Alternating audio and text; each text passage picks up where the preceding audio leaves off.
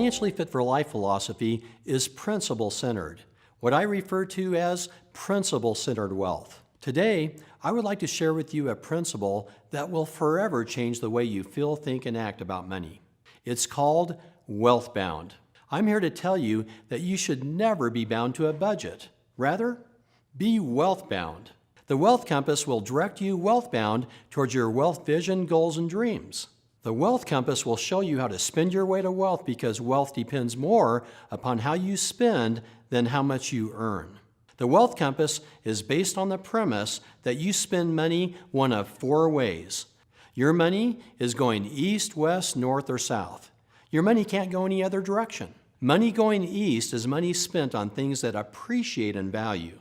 East spending, or appreciating assets, includes such things as stocks, bonds, real estate, and buying or starting a business. East spending is motivated from within because they are based upon your core values. East spending requires the creation and constant review of your personal wealth vision that becomes your rising sun. Only if you have internalized a clear and passionate wealth vision can you avoid the many enticements or winds from west, north, and south spending that can take you off course. Everything you buy can be divided into either appreciating assets or depreciating liabilities. The rich typically have most of their money going true east by investing into appreciating assets. Ultimately, east spending allows you to pay cash for that dream home, vacation, luxury car, or whatever else represents your wealth vision, dreams, and goals. The general rule for money going east is maximum spending. West spending, on the other hand, is poles apart from east spending. West spending is generally defined as depreciating liabilities. This means your money is invested into things that go down in value. Depreciating liabilities, or West spending, are opposite from East spending or appreciating assets, such as the boat in the driveway that cannot fit in the garage because the boat is bigger than the house. The perfect example of a depreciating liability is a motorhome that has been bought on emotion, never comparison shopped, financed at high interest, requires storage and maintenance, highly depreciates, and is seldom used. West spending can take us the opposite direction of our vision and goals, our core values. Dollars going to the Wild West are typically driven by internal forces such as vanity or pride.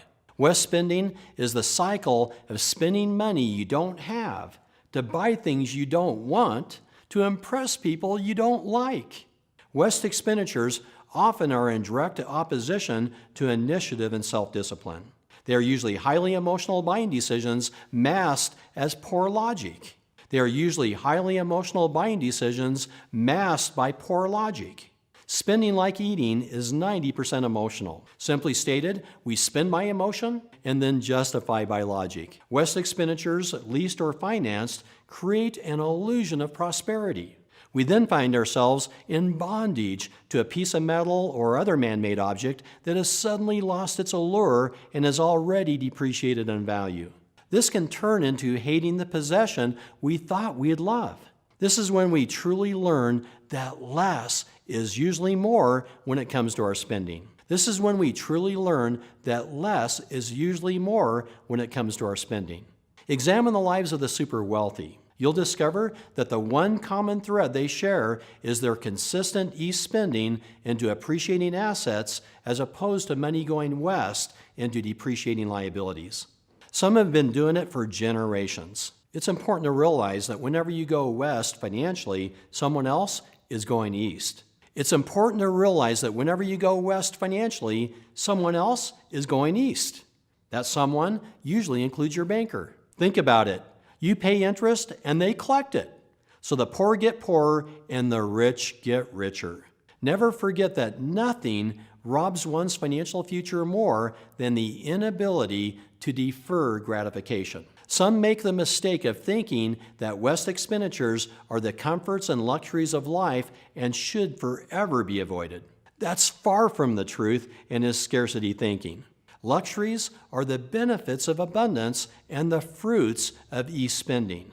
Rather, West expenditures are luxuries you cannot afford. Can you make the distinction between the two? The point is this. Any spending that enslaves you to installment debt depreciates in value, complicates your life, and places you on the financial treadmill is truly West spending. More than any other spending, it's the West spending that seems to rob you of your financial health and wealth and relationships along the way. Therefore, seldom should you borrow for or finance West depreciating liabilities. Rather, pay cash. The general rule for money going West is conservative spending. That way, more money can go true East, wealth-bound. Next, we have South spending.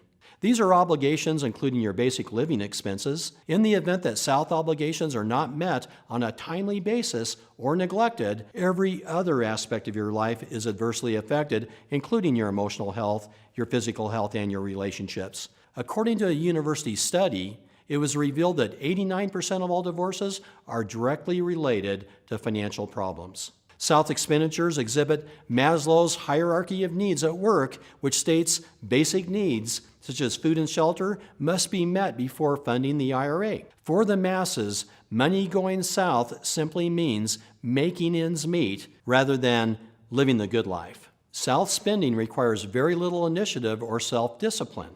Your home mortgage is a good example. Following 90 days of non-payment of your mortgage, you'll come to an awakening of who actually owns your home, and you'll discover that the real owner is the bank and not you. South spending includes any expenses needed to support yourself and your dependents and any expenses you've committed to pay in regular intervals. Such expenses include your rent or mortgage payment, food, car payments, insurance premiums, pet expenses, and annual property taxes. With just a quick read of the compass, most people can see that too much of their money goes due south or overdue. The money they have left over is then scattered to the north and west winds. On average, most people will spend about 80% of their money in this direction, and less than 3% going true east. South spending, when compounded, eventually exhausts funds going east and may ultimately consume existing appreciating assets. Left to chance, South spending will always expand equal to your income unless you take conscious action to the contrary. When South spending exceeds your income, it will typically be just a matter of time before you experience a financial stroke or coronary, which is bankruptcy. Prudence blended with abundance is a healthy mix for South spending. Such a mix creates a lifestyle that can be referred to as simple abundance, where less is more. Over time, your South spending should consistently diminish proportionately to your increase of cash flow. This should be a natural process as you become totally debt-free. If you'll keep your South spending below the 50% mark, you'll never need to worry. By so doing, you'll never live paycheck to paycheck, and the thousands of cash advance outlets located in nearly every shopping center will go broke, not you. The general rule for money going south is prudent spending. Finally, we have north spending. North spending consists of the daily financial leaks in your life. Money going north is usually driven by emotion and impulse. Many times they are made out of convenience. Sometimes they are done out of indulgence. North spending includes fast food restaurants, gourmet coffee shops, and so on. The dark and dreary north includes excessive alcohol, tobacco, drugs, lottery tickets, and gambling. North spending sidetracks us from the direction of our core values and usually don't provide lasting happiness. North spending can be motivated by time pressure, low blood sugar, and poor planning. North spending may also satisfy cravings and the desire for pleasure or fun. Or deeper, they appeal to man's baser needs, such as addiction or greed. For example, imagine standing in the grocery line and you see a lottery ticket screaming at you, "Buy me, it's your lucky day." You then think to yourself, "I could be the big winner. After all, someone has to win." North spending often consists of small purchases. After all, what's the big deal when it's only a few bucks or spare change? The big deal is that once you add up all these impulsive financial leaks in your life, you'll then discover that they are potentially robbing you of your future security and wealth. For example, if a 30-year-old set aside just $5 per day, the price of a fast food lunch, and invested into a 12% account each year, how much would he or she have for retirement at age 65? The answer is nearly $1 million.